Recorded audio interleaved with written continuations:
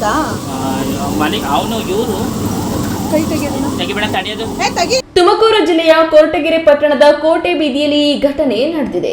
ಪತಿಯ ಮಚ್ಚಿನೇಟಿನಿಂದ ಗಾಯಗೊಂಡಿರುವ ಪತ್ನಿ ನಾಗಮಣಿ ಸಾವು ಬದುಕಿನ ಮಧ್ಯೆ ಆಸ್ಪತ್ರೆಯಲ್ಲಿ ಹೋರಾಟ ನಡೆಸುತ್ತಿದ್ರೆ, ಪತಿ ಮಾರುತಿ ಕೊರಟಗೆರೆ ತಾಲೂಕಿನ ದೊಡ್ಡನಹಳ್ಳಿಯಲ್ಲಿ ನೇಣು ಬಿಗಿದುಕೊಂಡು ಆತ್ಮಹತ್ಯೆ ಮಾಡಿಕೊಂಡಿದ್ದಾರೆ.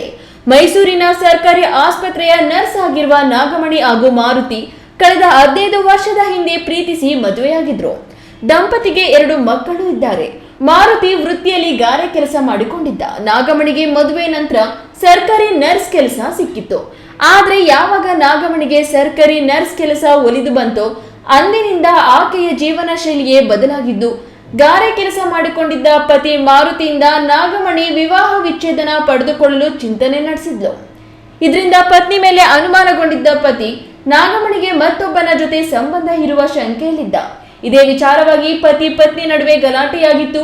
ಜಗಳ ವಿಕೋಪಕ್ಕೆ ತಿರುಗಿ ಮೈಸೂರಿನ ಸ್ಥಳೀಯ ಠಾಣೆ ಮೆಟ್ಟಿಲೇರಿತ್ತು.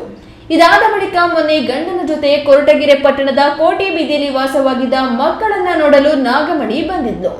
ಈ ವೇಳೆ ದಂಪತಿ ನಡುವೆ ಮತ್ತೆ ಗಲಾಟೆಯಾಗಿದ್ದು, ಈ ಸಂದರ್ಭದಲ್ಲಿ ಮಾರುತಿ ಮಚ್ಚಿನಿಂದ ನಾಗಮಣಿ ಮೇಲೆ ಹಲ್ಲೆ ಮಾಡಿ ಪರಾರಿಯಾಗಿದ್ದಾನೆ. ಬಳಿಕ ಸ್ಥಳೀಯರು ಗಾಯಾಳು ನಾಗಮಣಿಯನ್ನ ಕೊರಟಗೆರೆ ಆಸ್ಪತ್ರೆಗೆ ದಾಖಲಿಸಿ ಹೆಚ್ಚಿನ ಚಿಕಿತ್ಸೆಗಾಗಿ ತುಮಕೂರಿನ ಖಾಸಗಿ ಆಸ್ಪತ್ರೆಯಲ್ಲಿ ನಾಗಮಣಿ ಸಾವು ಬದುಕಿನ ನಡುವೆ ಹೋರಾಟ ನಡೆಸಿದ್ದಾಳೆ. ಅತ್ತ ಪರಾರಿಯಾಗಿರುವ ಪತಿ ಮಾರುತಿ ಆತ್ಮಹತ್ಯೆಗೆ ಶರಣಾಗಿದ್ದು, ಮೇಲ್ನೋಟಕ್ಕೆ ಕೌಟುಂಬಿಕ ಕಲಹದಿಂದ ಈ ಘಟನೆ ಸಂಬಂಧಿಸಿದ್ದು ಕೊರಟಗೆರೆ ಪೊಲೀಸರು ಪ್ರಕರಣ ದಾಖಲಿಸಿ ತನಿಖೆ ಕೈಗೊಂಡಿದ್ದಾರೆ. ತಿಮ್ಮಯ್ಯ, ಈ ನ್ಯೂಸ್ ಟಿವಿ, ತುಮಕೂರು.